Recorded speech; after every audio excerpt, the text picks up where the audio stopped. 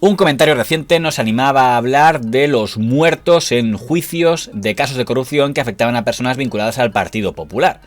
Y es cierto, sin ánimo de parecer frívolo, que no hay nada más rentable para unos procesados que aparezca un muerto, porque si un procesado muere, el resto pueden culpar de todo al muerto que ya no se podrá defender. Esto no se lo pasa en los juicios políticos. Por poner un caso reciente, en el caso Pitiusa, que es una trama de presuntos contrabandistas de información que se hacían contratos fiscales personales de famosos y empresarios para luego negociar y comerciar con ellos, el jefe de la trama, en la que estaba implicado, entre otros, una de las empleadas de Método 3 o un informático que trabajaba para el CNI, porque el CNI tiene esta acreditada puntería en la selección de personal, pero el que señalaban como cerebro de la trama ya no podrá declarar porque murió oportunamente antes del juicio. El señor que iba a declarar en Pitiusa, donde había 150 imputados, entre ellos hackers del CNI y tal y cual, murió con un virus 20 días antes de declarar. Y de ese tipo de cosas, digamos que el Partido Popular conoce unas cuantas y en muy distintas escalas, empezando por la escala que puede parecer más boba, que es el caso máster de doña Cristina Cifuentes.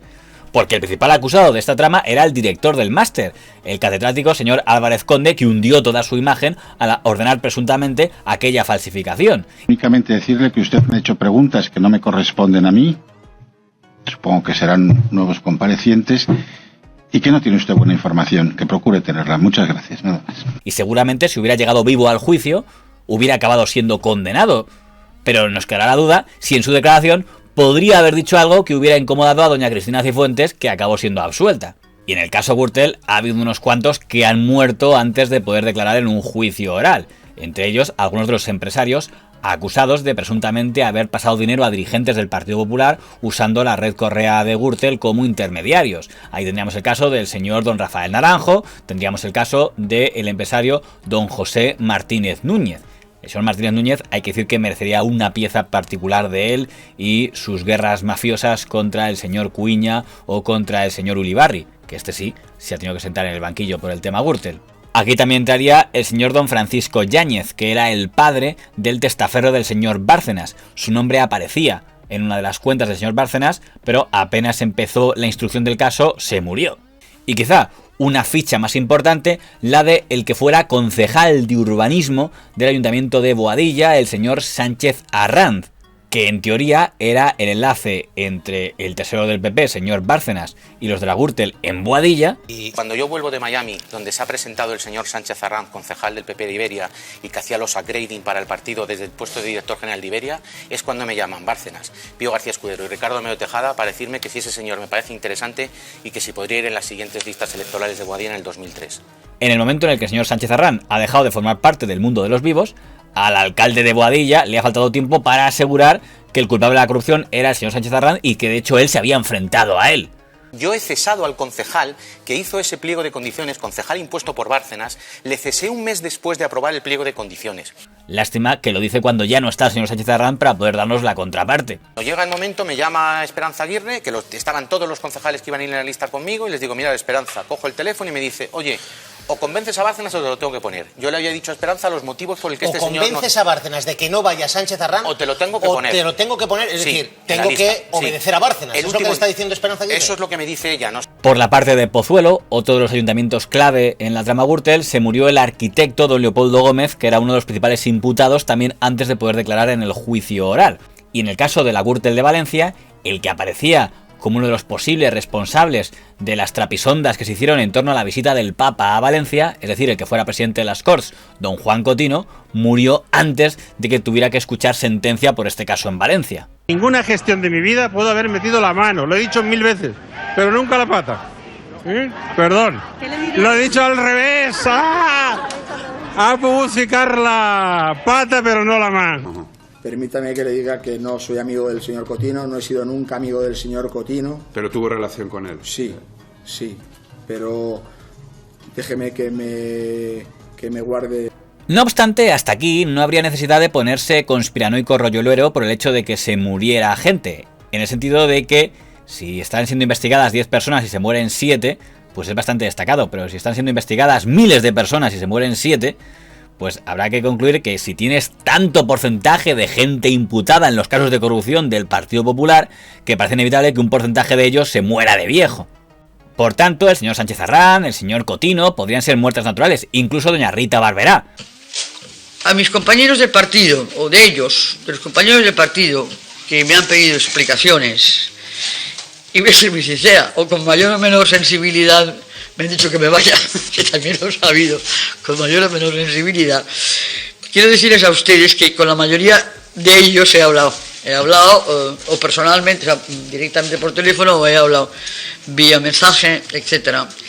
Y que además yo también, con toda sinceridad, lo digo, que unos casos por juventud, y en otras por otras razones que yo desconozco, los he encontrado precipitados. El problema son los otros que ha habido en esta historia, porque ha habido más de los citados hasta la fecha. Y uno de los casos más enigmáticos es don Álvaro Lapuerta, toda la vida afiliado al Partido Popular y su tesorero con poderes absolutos entre 1993 y el año 2008. ¿Tiene usted pensado ir a declarar? Padre, no hagas declaraciones, papá bonito. Hazme caso, venga. Sí, ya lo sé. Muy majos, pero no voy a contestar. Muy bien, ¿no? ¿Qué le parece que los responsables... Todo medido. En principio, el señor Lapuerta tenía más de 80 años, podría entrar en los que han muerto de viejo por muerte natural. ¿Cuál es el problema con el señor Lapuerta? Pues el problema está en lo que ocurrió en el año 2013.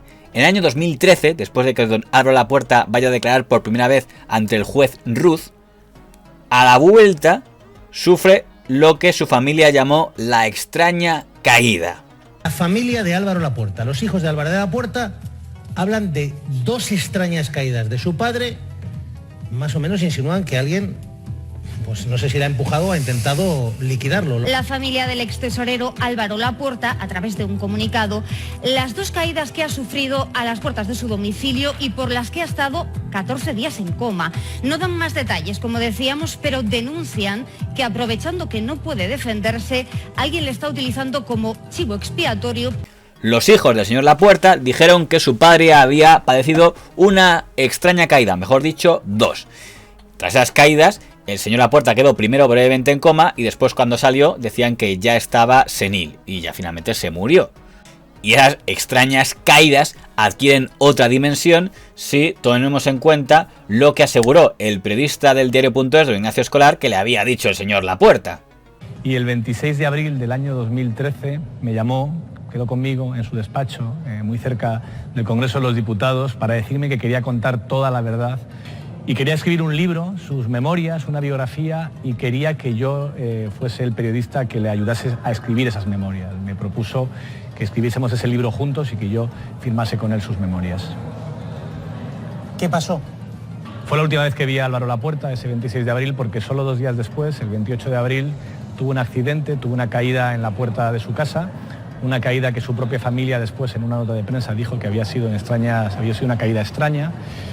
Entró en coma después de esa caída y después perdió la cabeza, quedó completamente, perdió la capacidad racional y quedó, de hecho se libró de toda la investigación de la Gürtel porque a partir de ahí cayó en una demencia.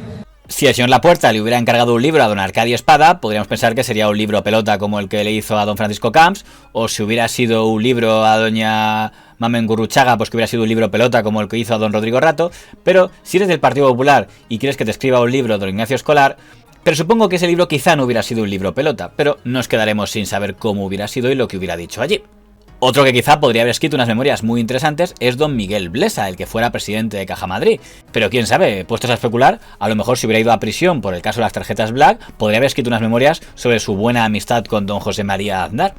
Pero como saben, el señor Blesa no llegó vivo al juicio porque se pegó un escopetazo y se suicidó.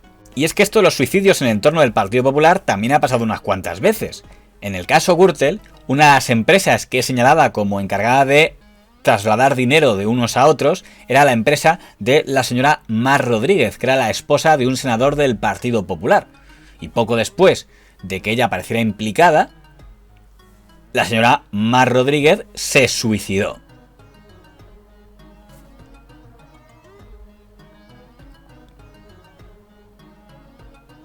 Con lo que nunca llegó a declarar. Según el señor Correa, era totalmente inocente de cualquier tipo de crimen.